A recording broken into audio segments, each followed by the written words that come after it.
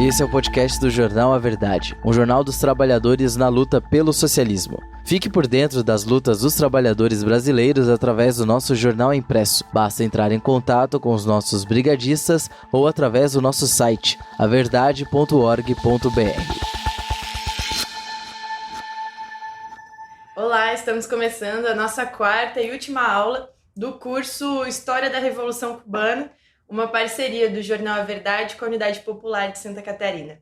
Queria, antes de começar, pedir para todo mundo deixar sua curtida, seu comentário, compartilhar esse vídeo e ajudar a gente a chegar cada vez mais longe com a história da luta desse povo tão guerreiro que foi o povo cubano.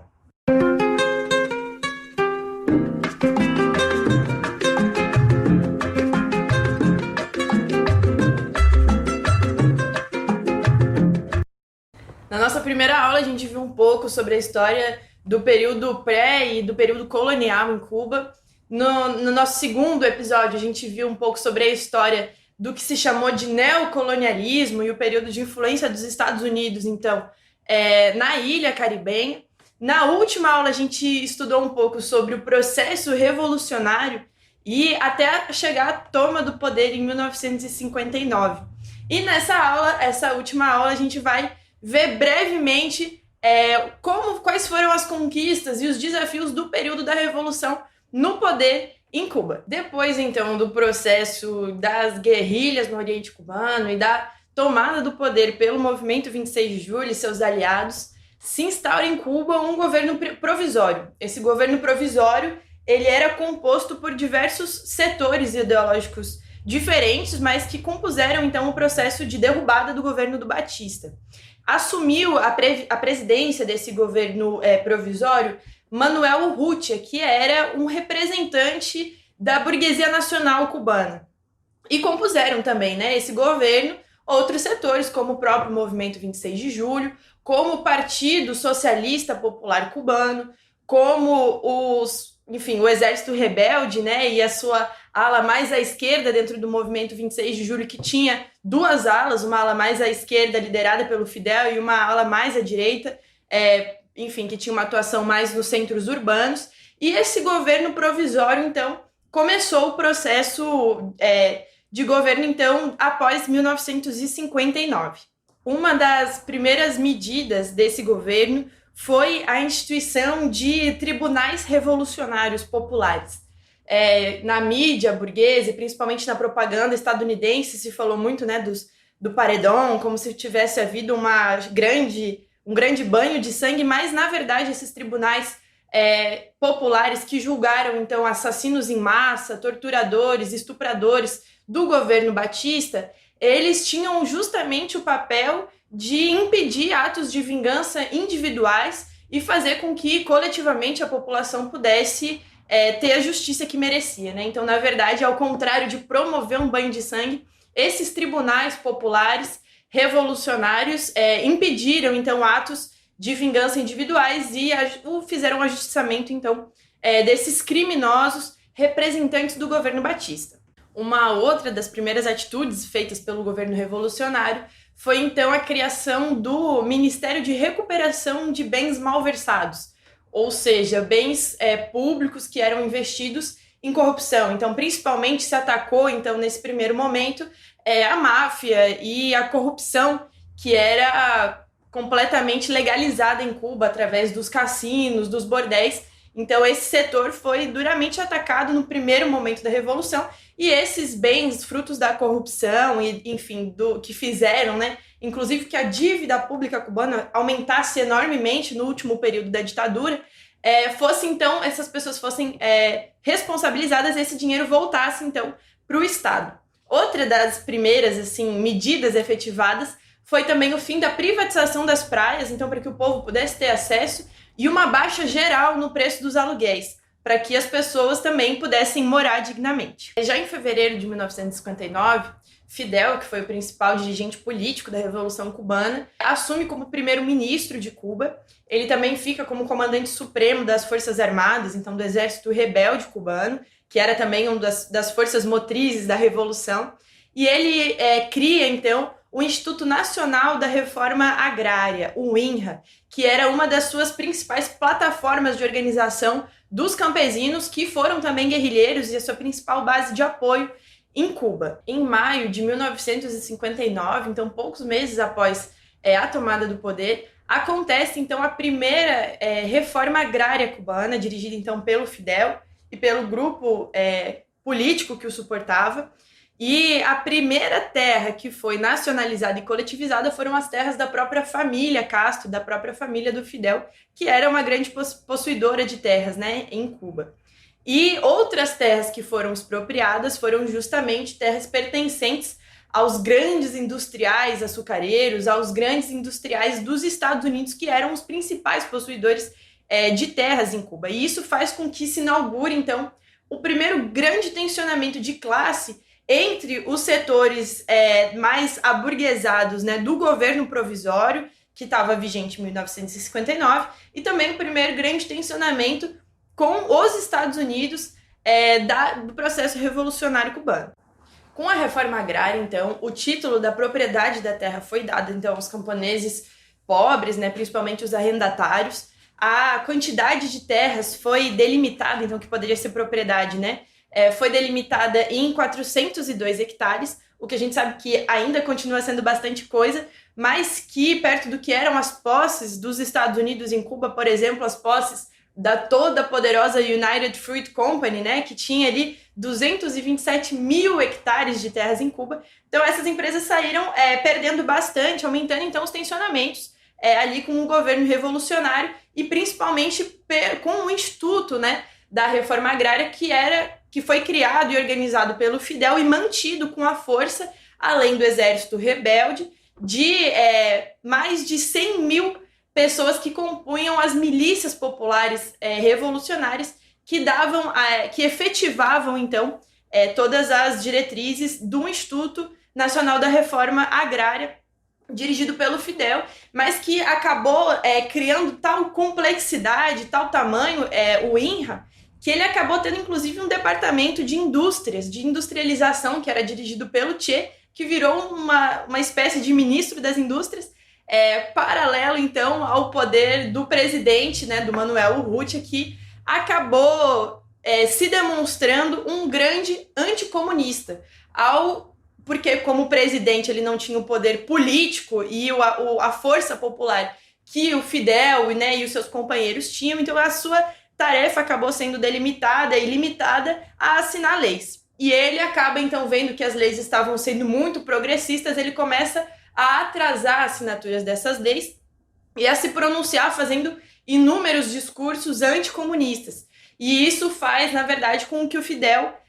se posicione, então, contra essa tática, então, do Urrutia, e ele faz um pronunciamento de mais de 2 horas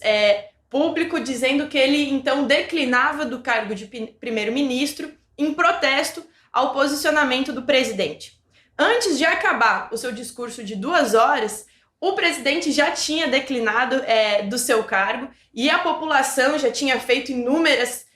manifestações, aconteceram greves e a própria população recolocou de novo Fidel como primeiro-ministro em Cuba, depondo o Manuel Urrutia. Então, com a renúncia em julho, né, do primeiro presidente do período revolucionário, assume Osvaldo Dorticós em julho também, e começa, na verdade, a se acirrarem, né, os tensionamentos em Cuba. Depois da lei da reforma agrária, a direita, a burguesia nacional e também os Estados Unidos começam, então, com grandes campanhas, na verdade, de sabotagem econômica, ideológica, política, diplomática contra Cuba, né? A própria CIA começa a incentivar grupos chamados de bandos contra-revolucionários, ou então a bandidagem, como se chamava, na região da Serra do Escambray, que eram grupos que se articulavam principalmente, né, com exilados de Miami, ou então agentes pagos pela própria CIA para fazer a guerra armada contra o governo revolucionário. Além de inúmeras violações no espaço aéreo, de bombardeios e da questão da guerra econômica mesmo, né? Os Estados Unidos, depois dessa lei de reforma agrária, parou de importar o açúcar cubano, que era a principal mercadoria de relação entre esses dois países. Aconteceu realmente isso que foi muito grave, né? Que foi a questão dos bandos contra-revolucionários, né? O último bando contra-revolucionário só foi vencido, só foi derrotado em 1965. Então foi, na verdade, bastante investimento para que essa guerra interna, né, dentro da própria Serra do Escambray, fosse se desenvolvendo para enfraquecer a revolução, mas isso não foi possível, né? Principalmente também porque foram criadas as milícias revolucionárias que cumpriam esse papel de luta militar, mas também política e ideológica, que contava com mais de 500 mil membros, né, voluntários dentro da própria população. Então as relações internacionais de Cuba foram ficando mais complexas, né? No primeiro momento que os Estados Unidos não se colocou abertamente contrário ao processo revolucionário, a gente vai vendo que isso vai mudando de figura. Em 1960 acontece uma Assembleia Geral da ONU nos Estados Unidos, e o Fidel, sem ser convidado, ele se propõe, monta uma delegação e vai aos Estados Unidos, então, participar dessa assembleia e fazer as devidas denúncias do que estava acontecendo em Cuba, né? E já no primeiro momento em que ele chega no hotel em que estava reservado, então, para as delegações, o hotel pede que a delegação cubana, e só a delegação cubana, pagasse em adiantado. E o Fidel entende isso como uma grande afronta, como uma grande, um ataque, né, inclusive moral à delegação cubana. Ele se nega a pagar adiantado, porque, enfim, isso estava sendo posto unicamente para os guerrilheiros cubanos. E eles vão em marcha, o Fidel e os mais seus 50 delegados, até a sede da ONU, dizendo que, se necessário, eles dormiriam no Central Park, porque eles eram homens da serra, das guerrilhas, e estavam acostumados a dormir ao relento. E aí, isso fez com que os jornalistas se aproximassem, foi uma primeira visão internacional, assim, né, desse posicionamento tão típico dos revolucionários cubanos. E o que o Fidel decide? Ele decide, então, se hospedar num hotel bastante simples no Harlem, um bairro negro dos Estados Unidos, no momento em que também o povo negro dos Estados Unidos estava numa efervescência política de resistência que podia dialogar muito com o processo que estava acontecendo em Cuba. E lá, então, nesse hotel no Harlem, o Fidel recebe algumas visitas importantes, como, por exemplo, do revolucionário Malcolm X, que passa lá para visitar eles têm uma reunião, conversam, trocam experiências. O próprio Nikita Khrushchev, que era, então, o dirigente da União Soviética na época, também visita o Fidel nesse hotelzinho, nesse bairro negro dos Estados Unidos, e a sua presença, então, foi notada de forma bastante importante nessa assembleia que aconteceu da ONU em 1960 nos Estados Unidos. Voltando, então, dos Estados Unidos para Cuba, o Fidel, e o governo revolucionário, eles implementam várias medidas de proteção, né, de envolvimento da massa na proteção da revolução. Um desses exemplos são os CDRs, que são os Comitês de Defesa da Revolução, que são organizados por bairro, justamente para que o povo pudesse fazer também o papel de inteligência contra infiltrados, contra espiões, contra, enfim, qualquer movimentação contra-revolucionária que pudesse estar acontecendo. Foram criadas também as milícias, né, nacionais revolucionárias, como eu havia citado logo antes. Foram criadas também a Associação de Jovens Rebeldes, né, a AJR, que organizava, então, a juventude cubana no processo de defesa da revolução, que foi uma revolução feita muito pelos jovens cubanos, e também a Federação de Mulheres Cubanas, a FMC, que organizava as mulheres também nessa luta e que existe até hoje, inclusive, fazendo esse papel importantíssimo de colocar na centralidade da revolução o papel da mulher revolucionária, né? Não como alguém que segue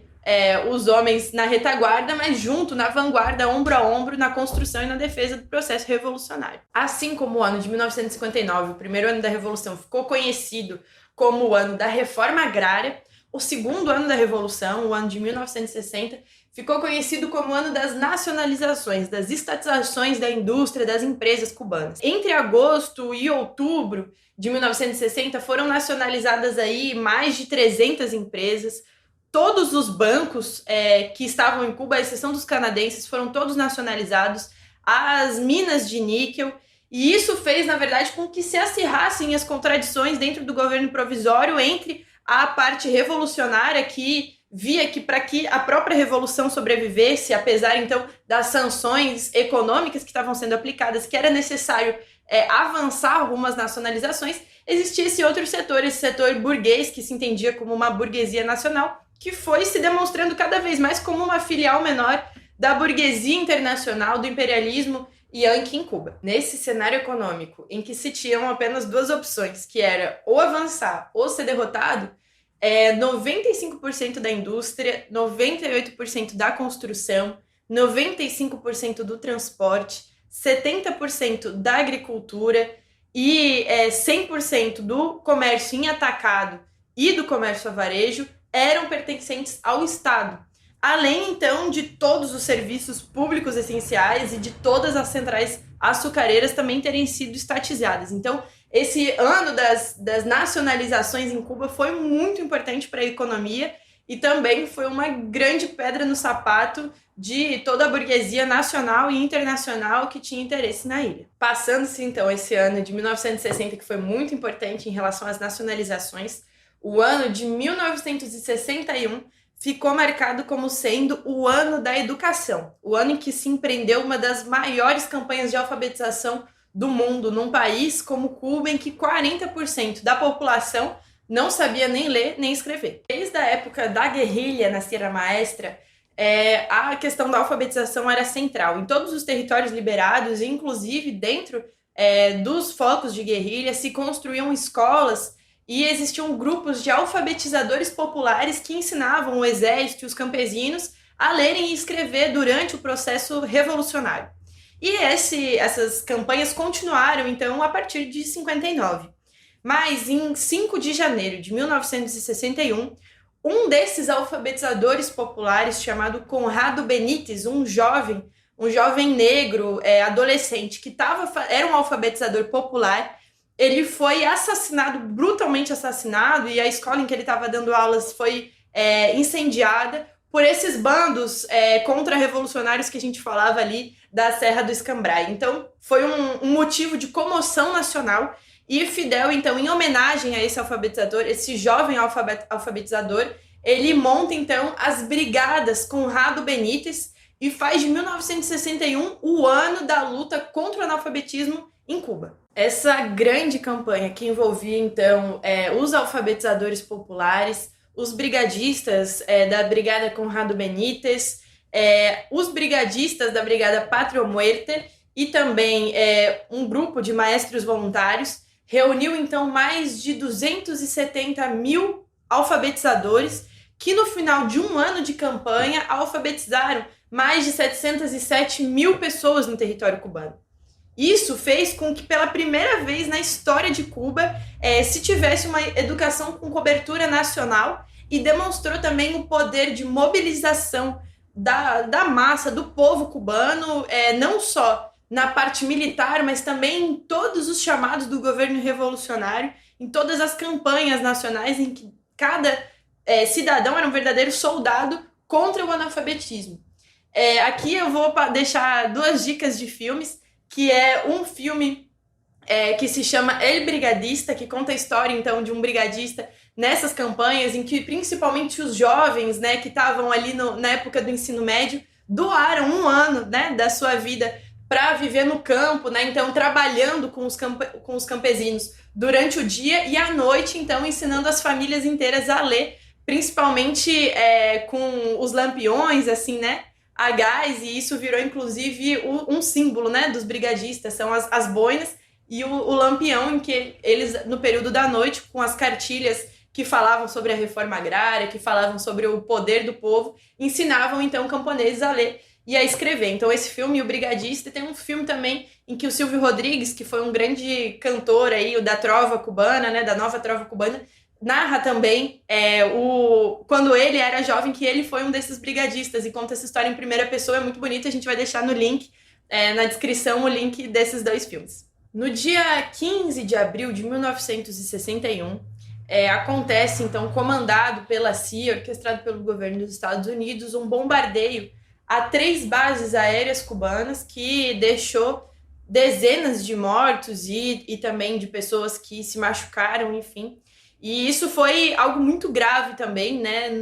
na conjuntura política da ilha. No dia 16, um dia após, então, esse bombardeio às bases aéreas cubanas, feito pela CIA, o Fidel Castro vai fazer um discurso, então, no velório, né, desses jovens que faleceram, então, nesse atentado. E nesse discurso ele vai fazendo, na verdade, uma verdadeira agitação política, né? Então, não só de luto, mas convocando também o povo à luta. E ele faz um discurso que ficou conhecido como o dia em que se declarou o caráter socialista da Revolução Cubana. O Fidel, ele diz assim, né, que o que os imperialistas não podem tolerar é que nós fizemos uma revolução socialista debaixo do nariz dos Estados Unidos. E que a nossa revolução socialista vai ser defendida com os nossos fuzis. E ele convoca, então, o povo a defender a sua revolução socialista até a última gota de sangue. E esse dia, então, ficou marcado como o dia que demonstrou o caráter socialista da Revolução Cubana, e isso demarca também um novo agravamento, né, na luta de classes que acontece entre, principalmente, o governo cubano revolucionário e o governo imperialista dos Estados Unidos. Então, esse mês de abril de 1961, ele foi bastante conturbado, né? Porque no dia 15 houve o bombardeio, no dia 16 a declaração do caráter socialista da Revolução e no dia 17 o famoso episódio da invasão da Baía dos Porcos, né? Então, no dia 17, mais de 1.500 soldados, na verdade, milicianos, né? Recrutados, então, do antigo exército do Batista, do general Batista, e outros elementos, assim, anticomunistas, ou principalmente representantes da grande burguesia cubana, né, que se exilou em Miami, eles foram recrutados e invadiram, então, a Baía dos Porcos e a Baía dos Cochinos, né, e Playa Girón, e começaram, então, um ataque a Cuba, e a estratégia da CIA era justamente que, através desse ataque, eles pudessem ter apoio popular dos cubanos e pudessem, a partir, então, da tomada, né, da cabeça de praia, pedir ajuda, então, aos Estados Unidos, como se fosse uma insurreição cubana, né, que pedisse apoio externo, então, após, enfim, a tomada desse território. A CIA, ela estava apostando as suas fichas de que, na verdade, esse ato, né, teria apoio popular dos cubanos. E, na verdade, o que aconteceu foi que o governo revolucionário convocou, além do exército rebelde, todas as milícias populares, nacionais, revolucionárias, e aconteceu que o povo em armas resistiu bravamente contra esse ataque da CIA, né? Inclusive, no caminho, na estrada que vai para Playa Girón, aconteceu um grande trânsito, um congestionamento, tamanha era a vontade das pessoas em querer guerrear, em querer lutar. Todos os cidadãos aí se armaram e foram defender. A própria tropa, né, de aviões cubanos, que era bem reduzida, também foi ao combate. Eles pegaram os aviões de treino e armaram com metralhadoras, então esse ataque também não estava sendo previsto, né, pelas forças invasoras, né? E, enfim, acontece que em menos de 72 horas os estadunidenses e os milicianos contra-revolucionários já tinham sido derrubados. Houveram grandes perdas também humanas do lado dos revolucionários, mas inclusive com o Fidel na linha de frente, né, a moral ficou muito elevada do povo cubano, dos guerrilheiros e também dos milicianos, das milícias populares. E essa vitória de Playa Girón ficou conhecida como a primeira derrota do imperialismo nas Américas. O governo cubano começa a usar da vitória em Playa Girón como uma vitória do povo, uma vitória do socialismo contra o imperialismo, contra o capitalismo, e isso, na verdade, pega bastante no calo e, enfim, a Casa Branca responde, né? No dia 24, então, alguns dias depois, o Kennedy, né, o presidente Kennedy, ele já anuncia, então, o primeiro embargo, bloqueio total à ilha de Cuba, esse bloqueio econômico que dura até hoje, inclusive. Então, em 1961, a partir dessas inúmeras disputas militares, econômicas, políticas, ideológicas, foi ficando cada vez mais claro e mais desenhado que aquele movimento que se organiza, a princípio, a partir de um caráter nacionalista, anti-imperialista, democrático, contra uma ditadura, né, principalmente com intervenção dos Estados Unidos no país, que esse projeto ele não se sustentaria, não triunfaria e nem se manteria sem, de fato, se organizar contra a estrutura econômica capitalista que predominava em Cuba e, por consequência, pela organização, então, das forças socialistas, comunistas, revolucionárias, né? Então, em 1961,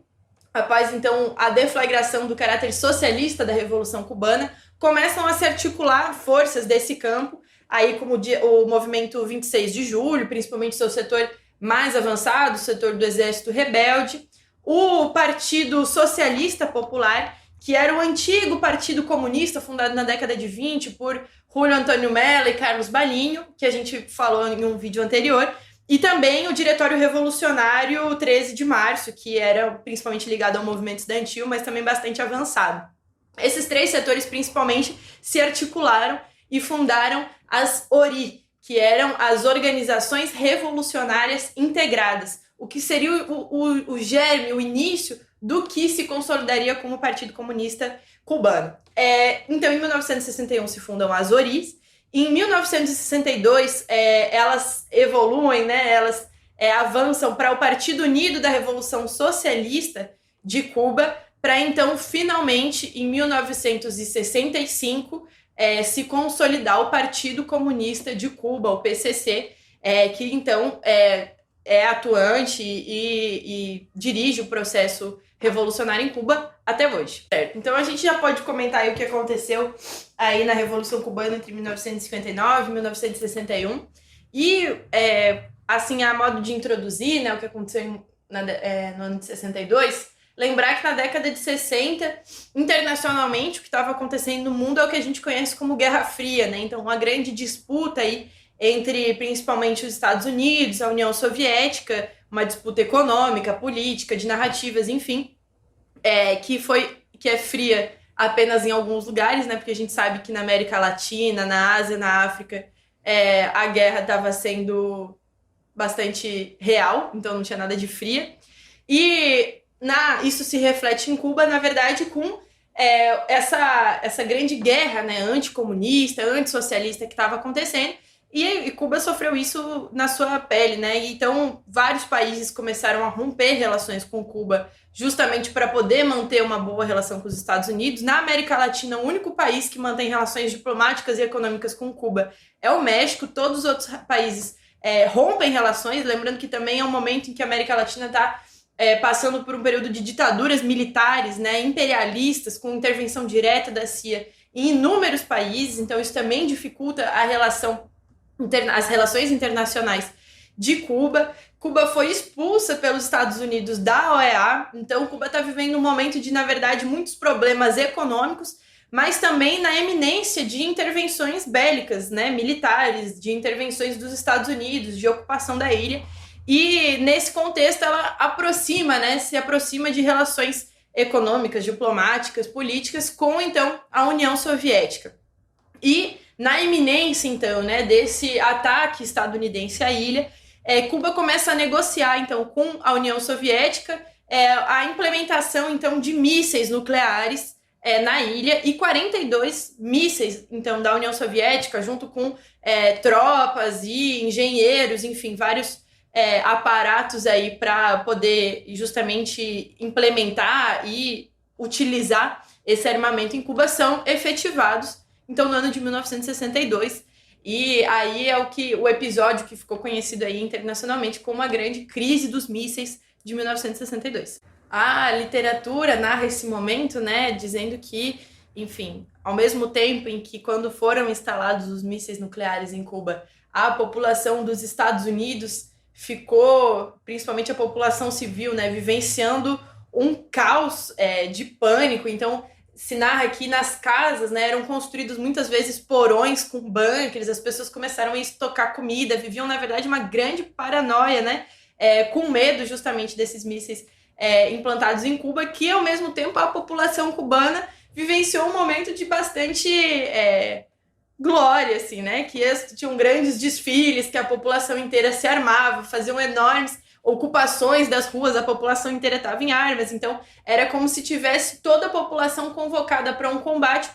para o qual não tinha medo de morrer, não tinha medo de perder, estavam com a sua moral muito elevada, né? Então a diferença com que a população civil lidou com essa chamada crise dos mísseis aí, né, em cada um dos países, ela foi bastante diferente. E esse período, que foi um período de muitos tensionamentos, né, porque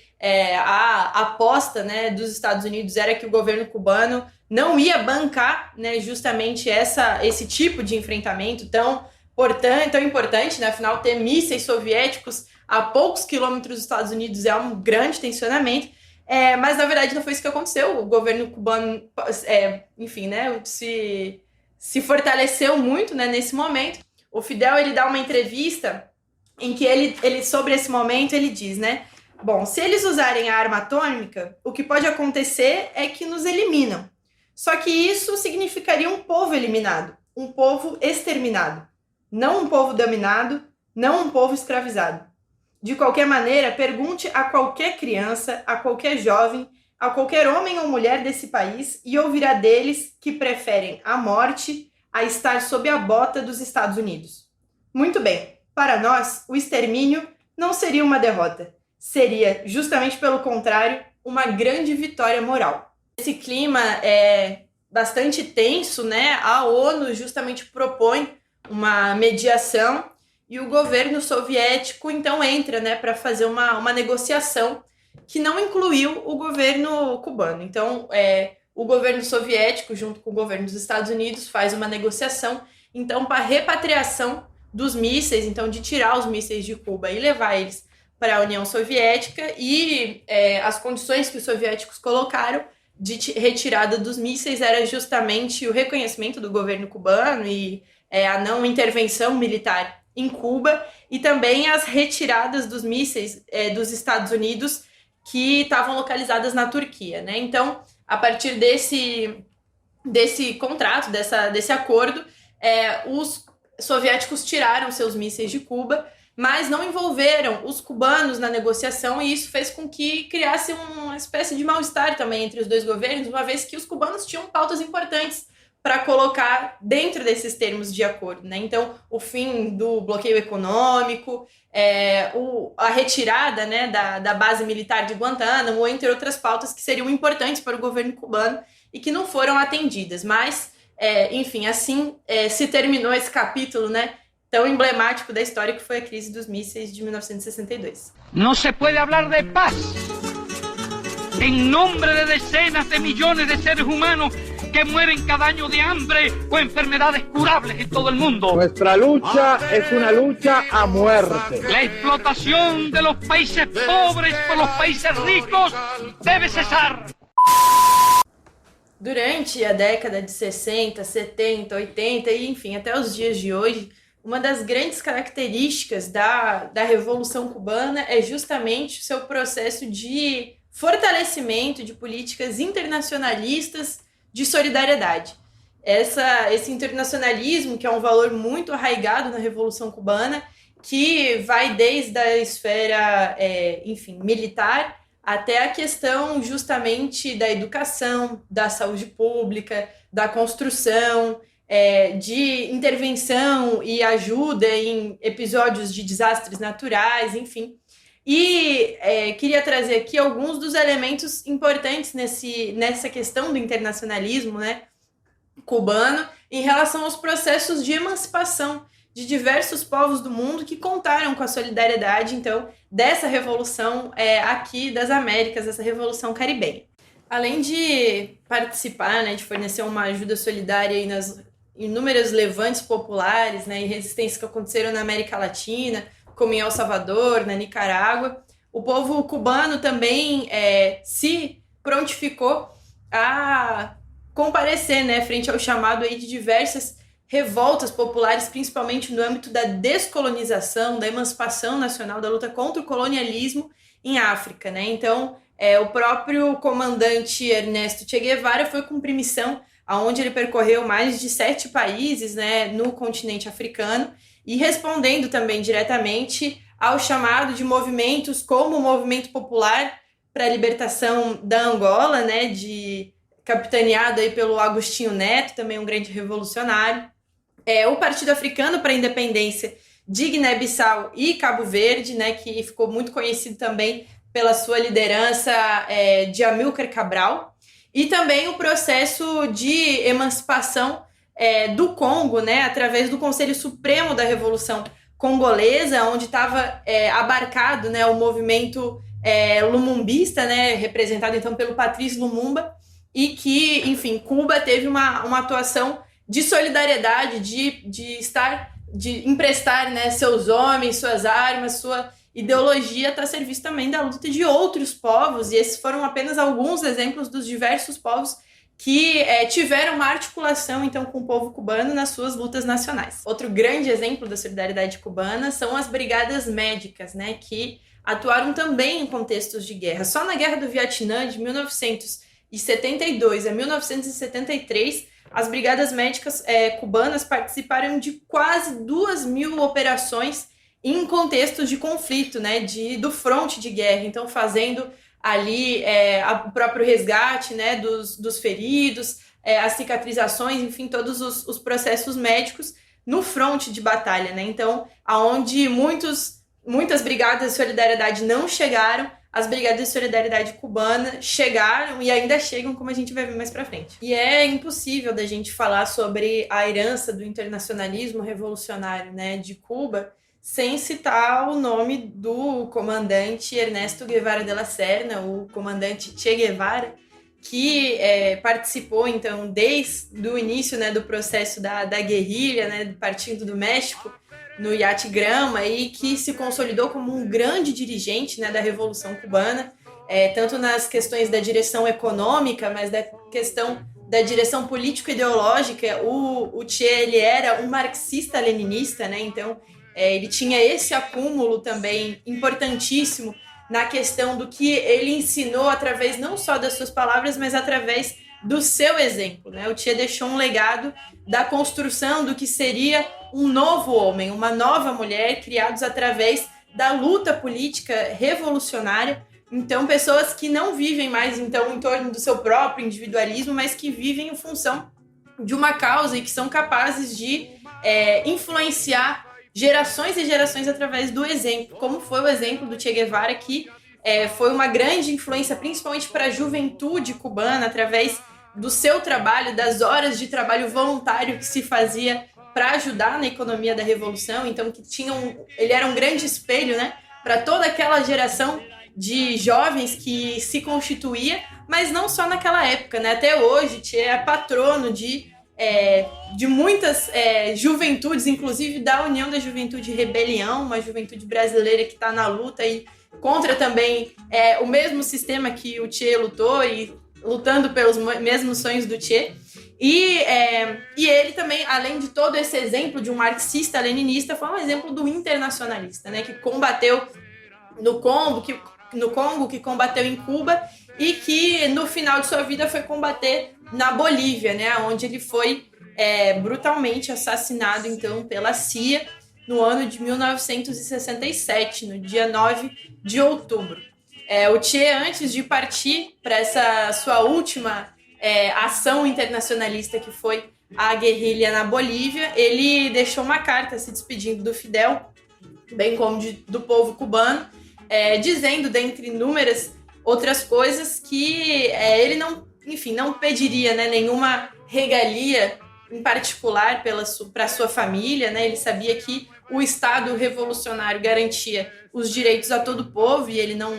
estava confiando então a sua família também a esse mesmo Estado. E também diz que, caso ele não voltasse, o seu último pensamento se voltaria para a Revolução Cubana, se voltaria para o Fidel, para essa história tão bonita que ele, sem dúvida, ajudou a construir,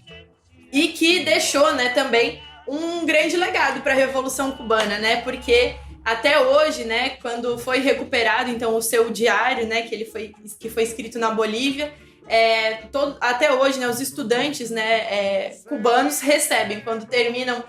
o ensino fundamental é esse livro, a Passagens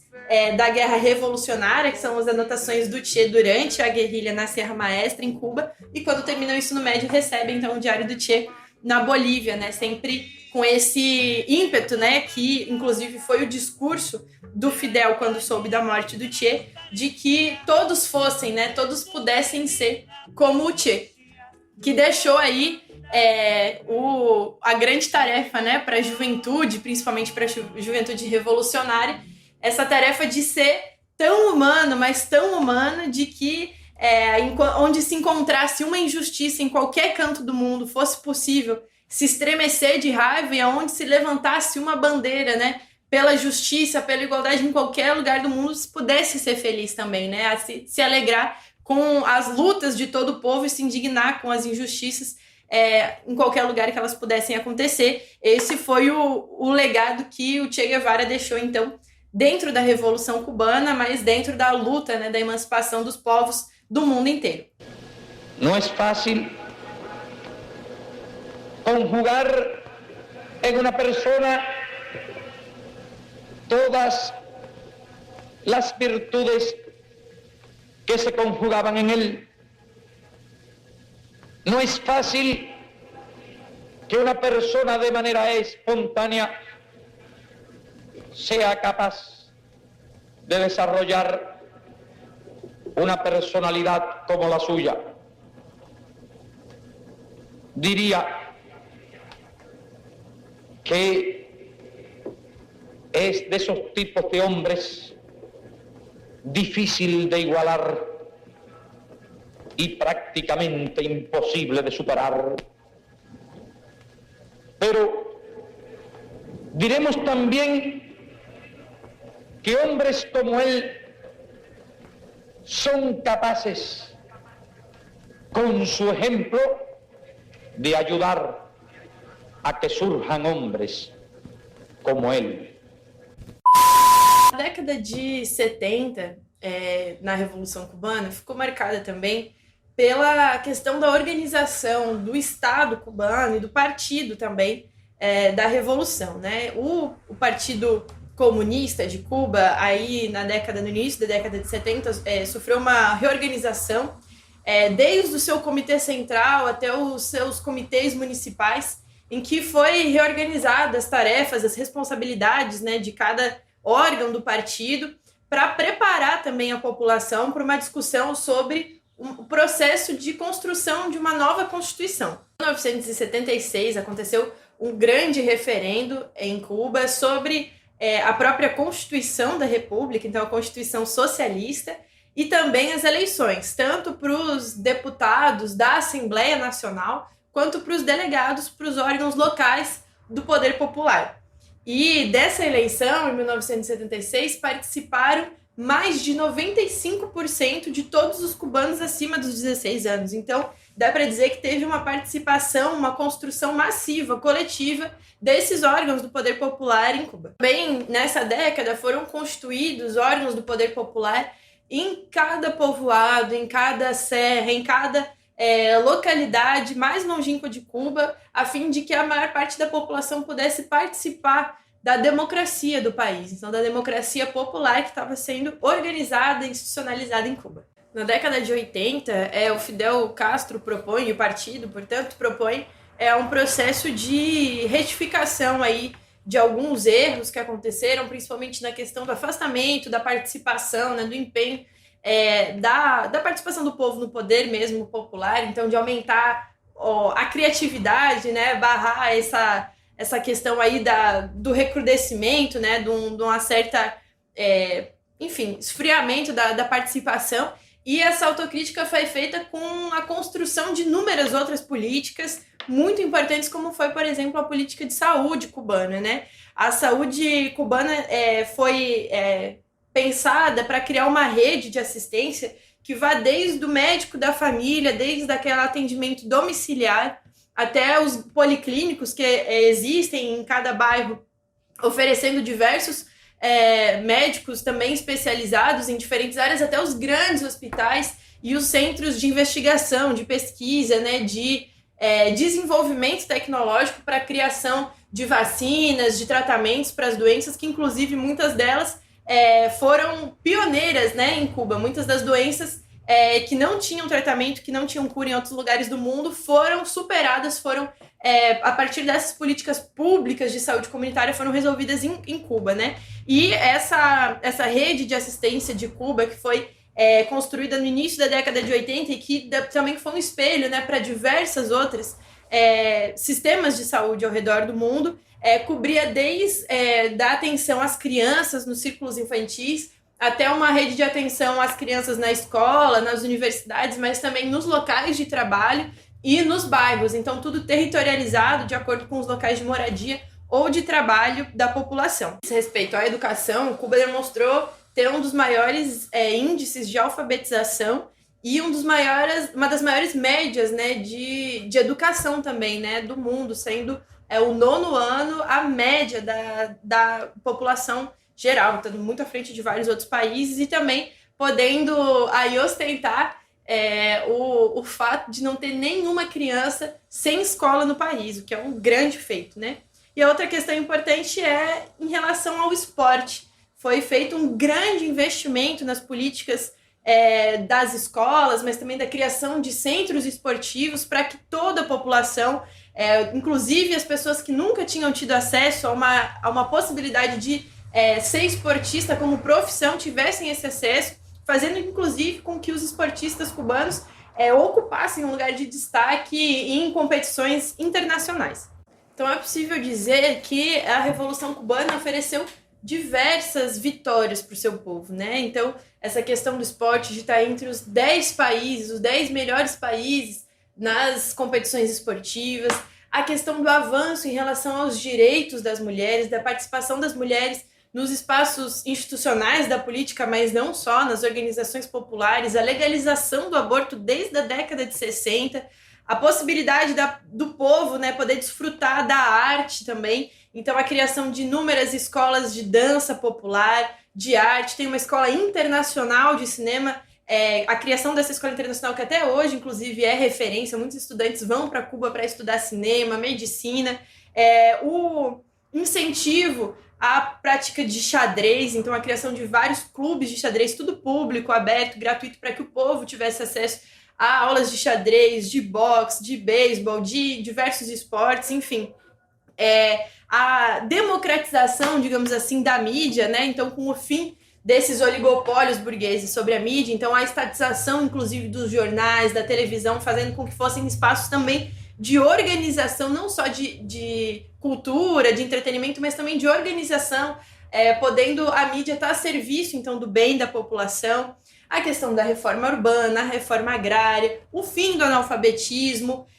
a questão da garantia da moradia para todos, né, todas as pessoas do povo, que também é uma questão que em inúmeros países isso não é uma realidade. Avanços importantes no combate ao racismo, ao machismo, uma política, né, que está sendo efetivada, principalmente no último período também em combate à LGBTfobia. Então, vários avanços que foram possíveis de serem construídos paulatinamente pelo governo revolucionário, mas principalmente pelo seu povo, né? Um período que é muito importante, que foi um dos mais difíceis, na verdade, da história da Revolução Cubana, foi o que é chamado do período especial, que foi esse período que compreende o início da década de 90, que corresponde à dissolução da União Soviética, a queda do Muro de Berlim, enfim, ao fim do principal aliado econômico de Cuba. No início da década de 90, ali, cerca de 85% das relações comerciais de Cuba eram com a União Soviética, ou então com países aliados ali do campo, e que com a dissolução, enfim, desse grande aliado, Cuba sofre uma das suas maiores crises econômicas, e a população passa por um período muito duro, que foi chamado, então, de período especial. Então, frente a essa grande crise econômica, que também foi uma crise de desabastecimento, em que a população teve dificuldade para se alimentar, para ter acesso a produtos básicos, em que começa um processo de migração também muito forte e, mesmo sofrendo todas essas dificuldades, não houve nenhum tipo de alívio no bloqueio econômico dos Estados Unidos frente a Cuba, iniciou-se então um processo que o Fidel chama de guerra de todo o povo, em que cada cidadão cubano foi convocado a ocupar um posto nessa guerra, de fato, pela sobrevivência, não só do povo, mas pela sobrevivência do socialismo em Cuba. No período, houve também um avanço nos ataques ideológicos, políticos contra Cuba, né? Estados Unidos aí, principalmente em Miami, se articulavam vários grupos contra-revolucionários que faziam ações principalmente de violar o espaço aéreo cubano, deixando mensagens contra o governo e, enfim, fazendo uma rede de tráfico de pessoas também. E esses grupos, a exemplo aí dos Irmãos ao Resgate, o Movimento Democracia, Alfa 66, o Conselho pela Liberdade de Cuba, a Fundação Nacional Cubana-Americana, enfim, vários grupos de caráter contra-revolucionário começaram a atuar de forma mais enérgica na ilha. E um grupo, então, de cubanos, então, de revolucionários, foi aos Estados Unidos para justamente fazer essa investigação, entender como que se articulavam esses grupos para fazer um serviço de inteligência cubana, então, nos Estados Unidos. E esses 5 cubanos foram presos e ficaram muitos anos presos, alguns mais de 17 anos presos nos Estados Unidos. E assim se deu também uma das mais emblemáticas histórias de Cuba na década de 90, que é a história dos 5 heróis cubanos. Os 5 cubanos foram presos em 1998. O René González, o primeiro a ser solto, foi solto apenas em 2011. E no início de 2014 foram soltos, então, Fernando González, e depois, no final de 2014, foram soltos Gerardo Hernández Nordelo e Ramon Lebaninho Salazar e Antônio Guerreiro Rodrigues. A soltura dos 3 últimos, né, foi acompanhada de um comunicado oficial, então, entre o Raul Castro e o presidente dos Estados Unidos de então, Obama, e foi, então, iniciado um processo de reabertura diplomática. Então, se começou, então, a normalizar a relação diplomática, ou pelo menos a esperança de que se normalizasse as relações diplomáticas entre os Estados Unidos e Cuba, o que, na verdade, na prática, nunca aconteceu e se recrudesceu muito depois de 2017 com a eleição do governo Trump. Em 1996, quando as avionetas do grupo Hermanos al Rescate, que invadiram o espaço aéreo cubano, foram derrubadas, a Casa Branca, então, aprovou a lei Helms-Burton, que é uma lei que, para os Estados Unidos, se chama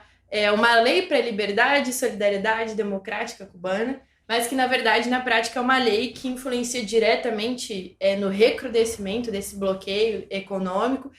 inclusive penalizando, né, terceiros países que comercializem com Cuba, que tenham ações de cooperação com Cuba. Então, é uma lei muito dura que tem como consequência a impossibilidade, né, ou a dificuldade máxima de investimento estrangeiro na ilha de Cuba e um aumento das dificuldades econômicas da ilha, né? E essa lei, ela tem vários estágios muito duros e ela nunca foi revogada, inclusive ela foi aprofundada e efetivada atualmente pelo governo Trump. Uma dessas leis, dessas práticas de bloqueio econômico que são, na verdade, criminosas porque elas asfixiam economicamente um povo inteiro, nenhuma delas foram revogadas ou modificadas ou questionadas pelo governo Biden também atualmente. Em 2006, Fidel Castro então anuncia perante o povo e perante o governo cubano a necessidade do seu afastamento devido a motivos de saúde. Assume então o seu lugar o seu irmão Raul Castro e em novembro de 2016, no auge dos seus 90 anos, falece então o líder da Revolução Cubana, depois de 638 tentativas de assassinato infelizes por parte do imperialismo, por parte de seus inimigos, que não tiveram a alegria de assassinar o líder da Revolução Cubana, que morreu amado por seu povo e sendo também um grande exemplo da luta, da rebeldia da América Latina e da luta dos povos do mundo inteiro. Raul Castro seguiu como presidente de Cuba, então presidente do Conselho de Estado de Cuba até 2018, quando assume Miguel Díaz-Canel, que segue sendo presidente de Cuba, e eleito também no último congresso do Partido Comunista de Cuba, o primeiro secretário do PCC. No momento atual, Cuba se destacou, né, no enfrentamento a esse problema que nós estamos enfrentando no mundo inteiro, que é a pandemia da Covid-19. Cuba, um país pequeno, um país bloqueado, um país que sofre inúmeros ataques, é o primeiro país da América Latina a conquistar a sua própria vacina. Cuba fez 4 vacinas, tem a 5ª em desenvolvimento, então a vacina Soberana 1, a Soberana 2, a Mambis, a Abdala, enfim, tem todo o seu povo, todo o seu aparato de educação, ciência e tecnologia voltado para a vida, né? E não para o lucro, como as indústrias farmacêuticas. Então ela pôde ter essa importante conquista, apesar, né, de todas as condições adversas, e tem a meta de até o final desse ano vacinar toda a sua população, diferente de países grandes, né, e ricos como o Brasil, que não conseguem esse mesmo feitio devido, com certeza, a uma questão política, uma questão de direcionamento político que nós sofremos e que Cuba não sofre, né? A brigada médica cubana Henry Reeve já é, inclusive, indicada ao Prêmio Nobel da Paz pelos serviços que tem cumprido de solidariedade e de ajuda, né, a vários países, mais de 40 países, durante a pandemia, com um destacamento de mais de 1.800 médicos que estão pelo mundo aí fazendo o tratamento das pessoas vítimas, né, da Covid-19, mas também já ajudaram em outros casos, como foi o Ebola, como foram outras doenças que, enfim, a medicina cubana se prontificou a se solidarizar e a ajudar, e principalmente em países pobres, né, países em que os médicos não conseguiriam, né, acessar a população mais pobre. É o caso do Brasil, em que mais de 700 cidades não tinham nenhum acompanhamento médico, nenhum serviço médico antes das chegadas dos médicos cubanos, né, que foram expulsos pelo governo Bolsonaro aqui do Brasil. Então, nesse momento tão duro, a gente vê a diferença que faz quando o lucro não está acima da vida, né, quando a vida é o principal e quando o bem da humanidade, a questão da necessidade humana está acima da necessidade de uma classe que nada produz, de uma classe que sobrevive da exploração da maioria, né? Da maioria, que é a classe trabalhadora, e é o exemplo de solidariedade, de internacionalismo, o exemplo de luta, de coragem de Cuba, realmente é um exemplo que nos alimenta desde das lutas históricas contra o colonialismo até a luta hoje, a luta que está acontecendo nesse exato momento contra essa pandemia, contra as desigualdades do sistema capitalista. Então são inúmeras as lições que nós podemos aprender com esse povo que teve em luta, que está em luta contra um bloqueio histórico e criminoso, contra esse sistema que foi provado que ele deve ser superado, e na construção desse outro sistema que é o socialismo, né? A gente viu que a questão da luta da independência dos povos, a luta pela nossa emancipação das nações contra o imperialismo, ela passa necessariamente pela construção do socialismo, né? De atacar na raiz do problema, e se esse pequeno país, que é um grande, né, em moral, em ideologia, em construção de luta, pôde fazer isso, é um exemplo para nós aqui do Brasil e de todo mundo, da necessidade da organização da luta e da coragem revolucionária que nós aprendemos aí com essa ilha caribenha que tanto tem a nos ensinar. A gente termina então esse curso, que é uma breve introdução à história de Cuba. Tem muitos elementos que infelizmente não couberam aqui, mas é um convite, né, a gente poder estar estudando a história não só de Cuba, mas das lutas de todos os povos do mundo, e também um convite a todo mundo acompanhar aqui o canal do Jornal Verdade, a se inscrever, a curtir, compartilhar e ajudar que a informação popular, que a informação da nossa classe chegue em cada vez mais lugares, né? Porque a nossa história, se não somos nós que contamos, não vão ser os grandes meios que vão contar. Então, da gente poder estar fortalecendo aí as nossas mídias, os nossos canais, e a gente se vê por aí. Até mais!